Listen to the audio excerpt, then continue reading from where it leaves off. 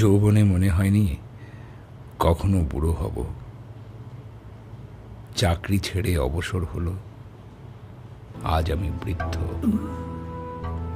খরস্রোতা নদীর মতো এত তাড়াতাড়ি ভাসতে ভাসতে চলে এলাম জীবনের শেষ প্রান্তে। ভাবতে সত্যি অবাক লাগছে। আজও বোঝা হলো না কেন জীবন কত বিচিত্র কর্মে, কারণে অকারণে কাটল সময়। মঞ্চে নাটকে অভিনয় করতাম, কত বিখ্যাত সব চরিত্র, কখনো শাহজাহান, কখনো চ্যাপলিন, আর কত কত চরিত্র।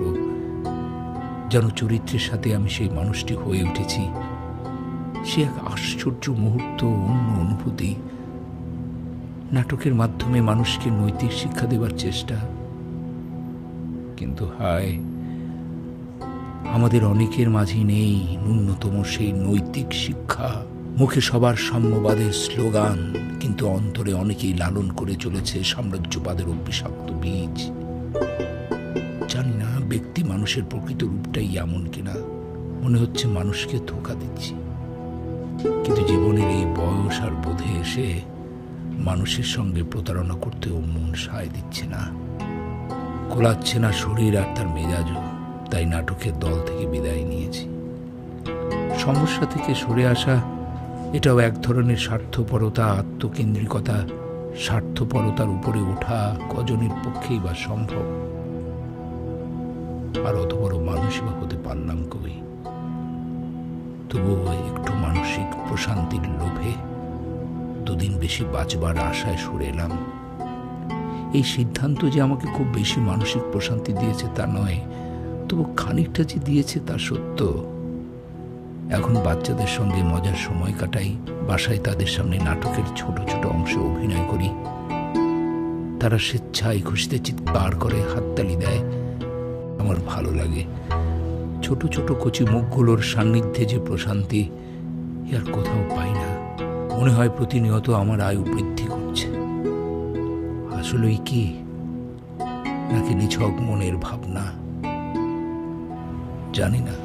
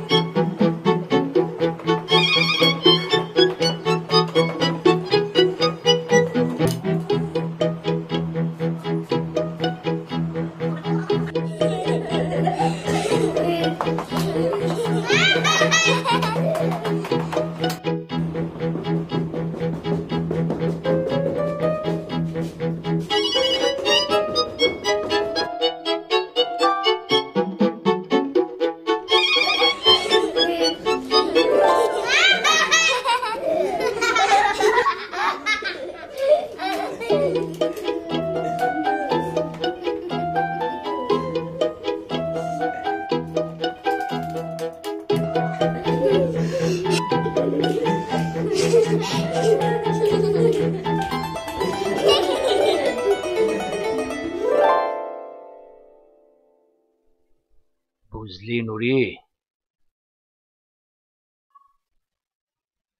এই ছোট্ট মানুষটা, দ্য স্মল ওয়ান্ডার, পৃথিবীর মানুষগুলোকে একসময় মাতিয়ে রেখেছিল, এখনো রাখছে। ভাবলে অবাক লাগে।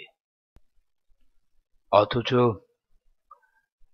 কত কষ্টে কেটেছিল তার শৈশব কৈশোর। জীবনের কত সমস্যা পেরিয়ে সফলতা পেয়েছিল।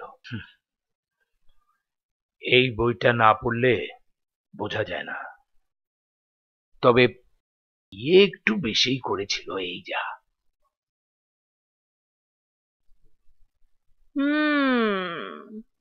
বুঝতে পেরেছি। কি? তুমি এই বুড়ো বয়সে আরেকটা বিয়ে করার ফোন দিয়াচ্ছ। তোর বোকা, এই বয়সে আমাকে কে বিয়ে করবে? বাবা, করবে। তুমি চাইলে কেউ না কেউ তো তোমাকে বিয়ে করতে রাজি হবেই। হ্যাঁ, তা অবশ্য ঠিক। বাবা, তুমি আরেকটা বিয়ে করেই ফেলো। কেন বিয়ে করবো কেন?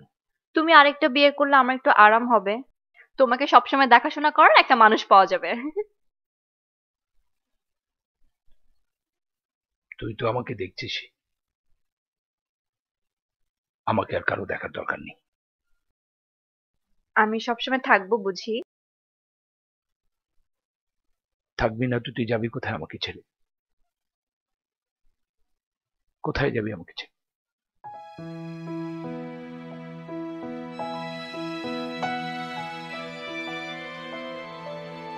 বাবা, আচ্ছা বাবা, আমি কোথাও যাব না।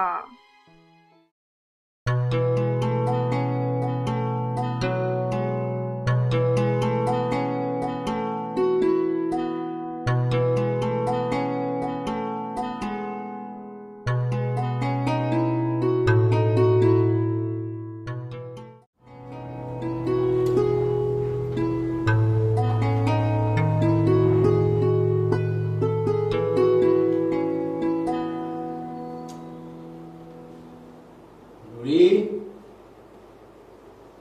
এই নুরি, আমার ভীষণ খিদে পেয়েছে। নাস্তা দিয়েছি তো, খাও। চা নিয়ে আসছি আমি, দাঁড়াও। তুই আসলে অসুবিধা কোথায়? তুই আসছিস না কেন? আরে চাটা বানিয়ে আসছি তো। তুই আসবি না? উফ, দিয়ে দিলে কি বাচ্চা হচ্ছ তুমি? তোমাকে নাস্তা খাওয়া দিতে গেলে আমার চা নষ্ট হবে তো। তো চা নষ্ট হলে হবে?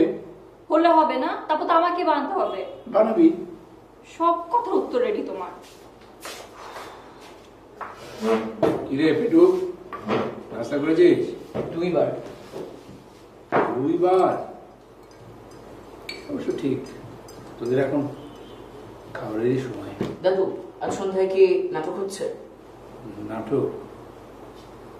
না, আজ হচ্ছে না। আচ্ছা ঠিক আছে, তাহলে আমি যাই। আই খেয়ে যাই। আমার ভাগেরটা তুমিই খাও। তোমার যে শরীর, জোরে বাতাস উঠলেই তো উড়ে যাওয়ার সম্ভাবনা আছে। বাবা, যা ভাগে খাও। দাদুর সামনে আমি তোমাকে কিছু বললাম না, কিন্তু এই ফলটা তুমি পাবে, বুঝেছ? যা। আর দাদু, এই কুকিটাকে মানুষ করো। কুকি?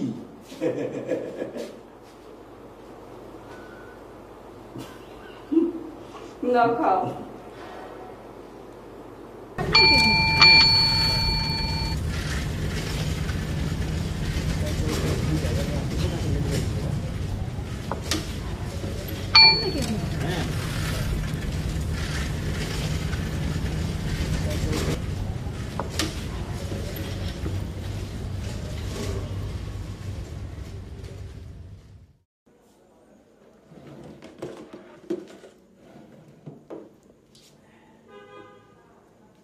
এই নুরি, কি বাবা? বস, একটু বস। কেন? আরে বস না, বস বস।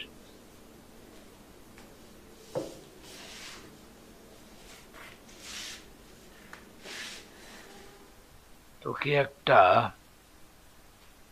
মজার ঘটনা বলি। তোমার আবার কি মজার ঘটনা?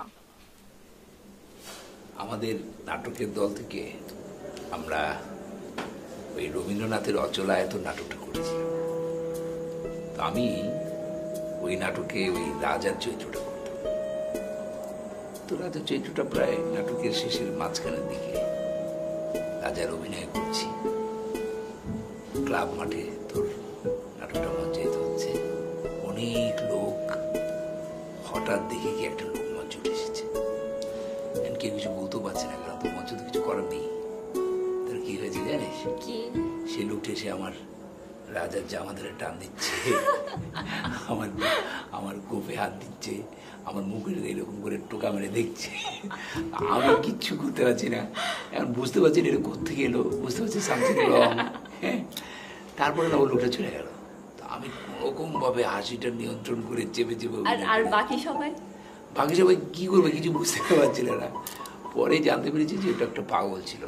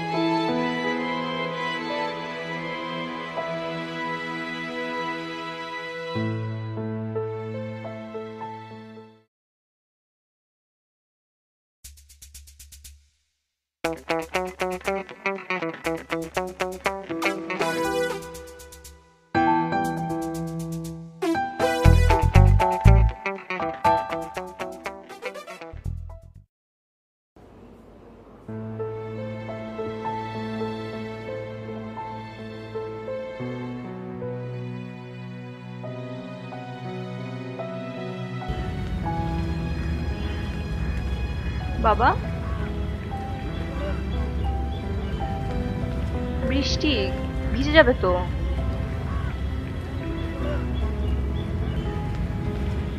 এখনো খাওনি, চলো খেতে চলো। বাবা চলো, আসো। বসো।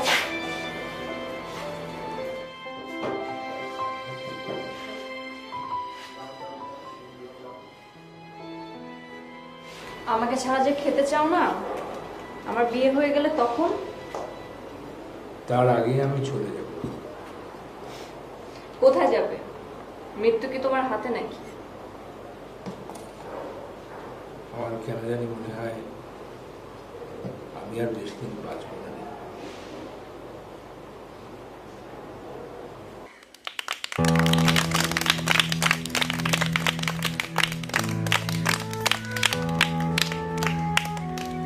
এই যে